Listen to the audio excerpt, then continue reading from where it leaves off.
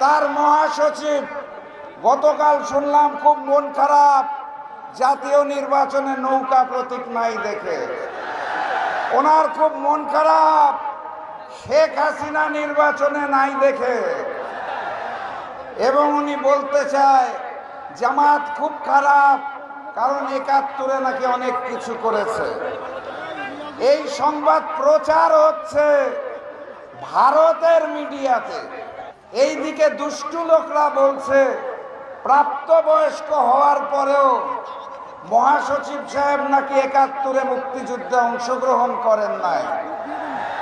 দুষ্টু লোকেরা তাইও বলছেন ওনার পিতা নাকি ৭১-এর কুখ্যাত রাজাকার ছিল। আমি কিছু বলতে চাই না, দুষ্টু লোকরা বলছে। পুরাতন জালেম আওয়ামী লীগ গণভোটে নায়ের পক্ষে আছে, এখন দেখি নতুন জালেমও নায়ের পক্ষে।